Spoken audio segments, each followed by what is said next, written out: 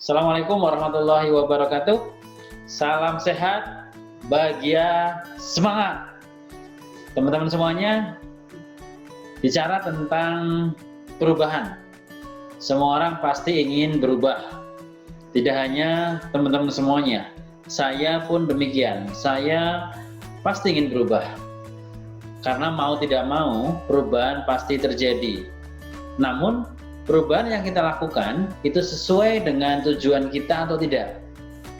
Disinilah perbedaannya. Ada seorang yang terus berjalan, padahal dia sedang berubah, tapi dia tidak merasakan perubahan. Sehingga ketika ditanya oleh orang lain, gimana kabarnya sekarang? Dia mengatakan, saya masih biasa seperti ini.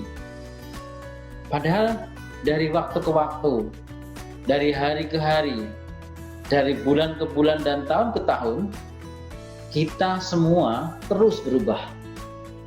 Namun yang paling penting kita sadari adalah setiap perubahan ini apakah kita menyadarinya, mengetahuinya, dan apakah kita menikmatinya. Bahkan apakah setiap perubahan ini kita syukuri sebagai rasa syukur kita atas anugerah Sang Pencipta kepada kita. Ini bedanya. Perbedaan antara orang-orang yang mengatakan dirinya selalu berubah dan orang-orang yang mengatakan dirinya biasa-biasa saja. Artinya semua mengalami perubahan. Perbedaannya hanyalah dia menyadari atau tidak. Itu saja. Saat ini tentunya tidak hanya berhenti pada tentang menyadari saja, tapi bagaimana kita sebagai seorang manusia yang Allah ciptakan, tentunya kita menginginkan satu perubahan yang semakin baik. Yang pastinya perubahan ini dari hari ke hari, dari waktu ke waktu, semakin memberikan satu hal yang positif, semakin baik dan berkualitas dalam kehidupan kita. Dan akhirnya adalah pada satu kehidupan yang kita inginkan nantinya adalah kebahagiaan. Pasti semua menginginkan hal itu. Seringkali orang berpikir, lalu bagaimana caranya kita berubah? Atau lalu bagaimana caranya kita menghadapi perubahan? Atau bagaimana caranya kita menemukan strategi perubahan? Kenapa perubahan yang terjadi pada diri kita tidak sesuai yang kita inginkan, tidak sesuai harapan-harapan kita, yang pada akhirnya seringkali kita menyalahkan pada satu kondisi dan menyerah pada satu kondisi yang seolah-olah ya ini sudah seperti ini, mau bagaimana lagi? Sejatinya teman-teman semuanya, apa yang kita inginkan sudah kita rencanakan.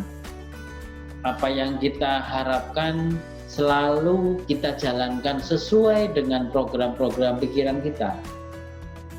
Sang Pencipta sudah memberikan sepenuhnya potensi kemampuan pada diri kita untuk kita berjalan, untuk kita menghadapi perubahan-perubahan ini. Namun, apakah sudah kita gunakan? Jangan-jangan kita hanya berkata berubah, tapi tidak pernah melakukan perubahan itu. Kali ini, saya berharap bisa berbagi tentang tools perubahan. Dalam Neuro-Linguistic Programming ada istilah kondisi awal dan kondisi baru atau kondisi yang diinginkan.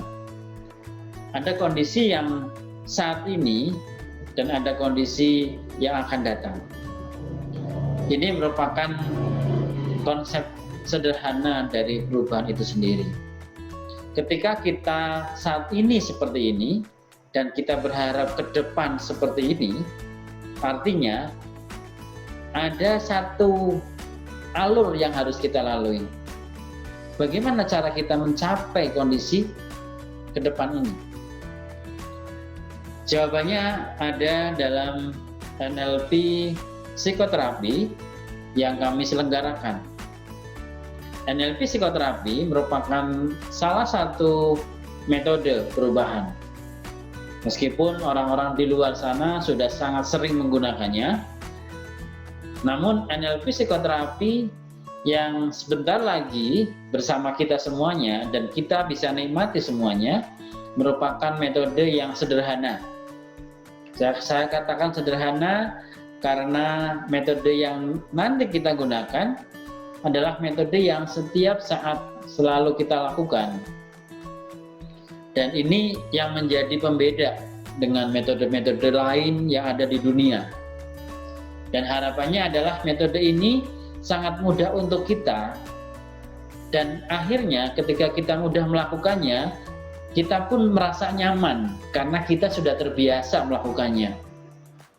Dan hasilnya menjadi sangat efektif. Sehingga setiap perubahan yang kita inginkan, kita mulai modifikasi, kita mulai atur strateginya, kita mulai melangkah dengan sesuai harapan-harapan kita.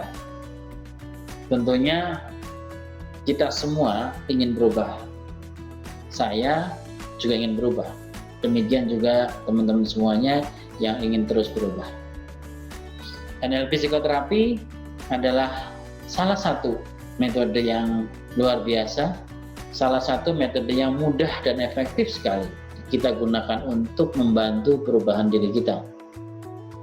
Kita tidak perlu mengatakan mengubah orang lain kalau kita belum bisa mengubah diri kita. Teman-teman semuanya, NLP psikoterapi nantinya akan diselenggarakan melalui media Zoom, sehingga kita akan bisa melakukan interaksi melalui online. Dan teman-teman semuanya yang berada dimanapun di seluruh Indonesia ataupun bahkan di luar negeri bisa mengikuti NLP psikoterapi ini. Dalam sesi NLP psikoterapi kita akan jalankan sekitar 2-3 jam yang terdiri atas pemberian materi yang dilanjutkan oleh diskusi sampai menemukan kejernihan diskusi yang ada dalam sesi tersebut. Dan sesi tersebut dilanjutkan sesi praktek bagaimana kita melakukan terapi yang pada akhirnya kita langsung melakukan terapi diri kita masing-masing. Dan endingnya adalah teman-teman semuanya merasakan manfaat luar biasa dari NLP psikoterapi ini. Lalu tidak hanya sampai di situ, teman-teman. Teman-teman juga mendapatkan bonus dari NLP psikoterapi ini. Apa bonusnya? Bonusnya teman-teman bisa menterapi keluarga, bisa menterapi orang-orang, bisa menterapi teman-teman, bahkan teman-teman bisa menterapi orang-orang yang sering curhat konsul pada teman-teman semuanya. Saya yakin teman-teman orang yang punya potensi luar biasa, sering sekali membantu banyak orang, sering sekali dimintai pendapat. NLP psikoterapi menjadi solusi yang tepat untuk kita bisa bantu mereka dengan mudah dan efektif. Pastikan teman-teman semuanya daftar dan ikuti NLP psikoterapi yang kami selenggarakan melalui Zoom meeting. Dan pastikan raih semua keilmuannya, dapatkan manfaatnya, dan sebarkan manfaat-manfaat luar biasa yang ada dalam NLP Zoom Therapy. Sampai jumpa dalam kelas NLP Zoom Therapy. Salam sehat, bahagia, luar biasa. Assalamualaikum warahmatullahi wabarakatuh.